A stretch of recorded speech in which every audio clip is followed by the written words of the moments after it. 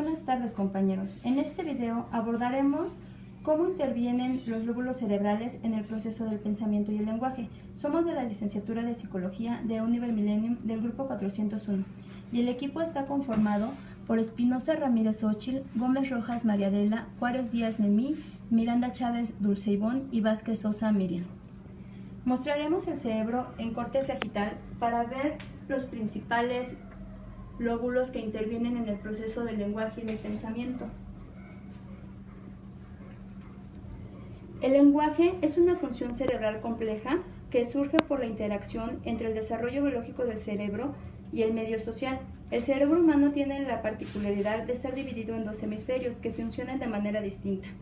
Se refiere al procesamiento del lenguaje ya que trata de una conducta lateralizada, es decir, se sitúa de manera dominante en un lado del cerebro, que es el lado izquierdo, pero el hemisferio derecho también participa en el proceso, ya que se encarga de transmitir los sonidos, y el izquierdo es más sensible al sonido, a la prasodia, por lo que también el menor porcentaje participa en el lenguaje. El hemisferio izquierdo se encuentra el área de Broca, que es la sección del cerebro situada en la parte inferior del lóbulo frontal izquierdo y está involucrada en la producción del habla, el procesamiento del lenguaje y la comprensión. El área de Wernicke es la sección del cerebro situada en la región posterior del lóbulo temporal izquierdo y está asociada a la comprensión del lenguaje, encargándose de la decodificación de la información auditiva del lenguaje. La corteza visual, ubicada en el lóbulo occipital, es la pieza de la corteza cerebral que es responsable de transmitir información visual. La corteza auditiva, ubicada en el lóbulo occipital, envía atrás del dorsal, en la corteza cerebral, transmite la información auditiva y como parte del sistema sensorial para oír, realiza funciones básicas de lenguaje y audición. Por medio de la visión y la audición, obtenemos información y percepciones que codificamos para formar pensamientos y de ellos formamos lenguaje. En las etapas tempranas de la vida no hay conexión entre la conexión y el habla, por lo que muchas palabras son aprendidas por imitación. Posteriormente, cuando hay conexión, podemos formar frases complejas y diálogos extensos.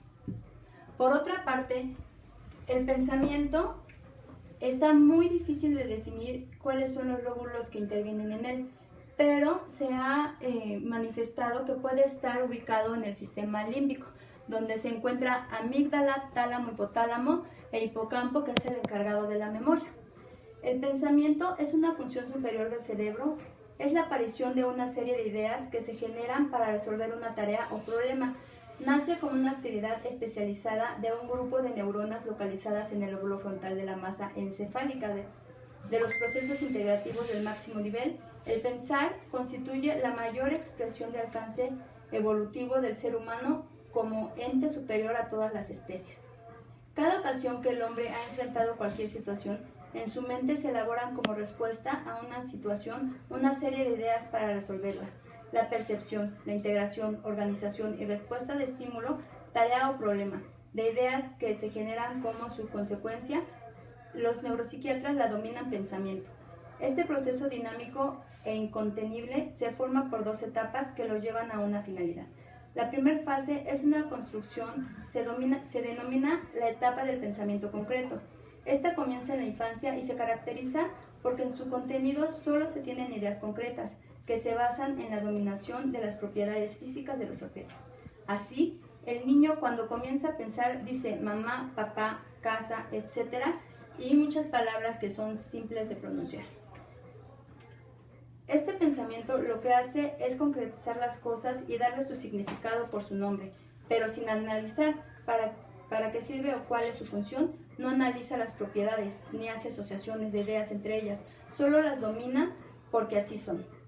Cuando el hombre crece y llega a evolucionar en su madurez intelectual, aparece el pensamiento abstracto, que es el característico de la segunda etapa del pensar o de la edad adulta.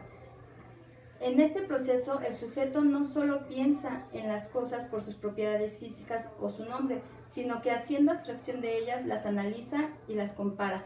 Las ideas provienen del análisis y tienen la capacidad de abstracción del pensamiento, que es el sinónimo de madurez intelectual o pensamiento abstracto del adulto. Estas dos etapas del pensamiento se alternan en el cerebro humano como un juego. Concretizan, analizan, conceptualizan y comparan. La realidad es que el lenguaje y el pensamiento van de la mano, ya que si no tenemos información visual y auditiva, no la alcanzamos a analizar ni a comprender, y de ahí la transmitimos como habla. Muchas veces, como al principio se comentó, es por imitación, y posteriormente, cuando ya hay una interacción entre la conexión y el habla, se puede formar frases complejas. Y para esto interviene incluso el lóbulo frontal, que es el encargado de tomar decisiones, que manda la información también al sistema límbico, que permite transmitir o procesar pensamientos, ideas, emociones, y en base a eso nosotros podemos también transmitirlo como lenguaje. Esto es cómo participan los lóbulos en el proceso del pensamiento y lenguaje. Espero haya sido de utilidad toda esta información y les dejamos la bibliografía.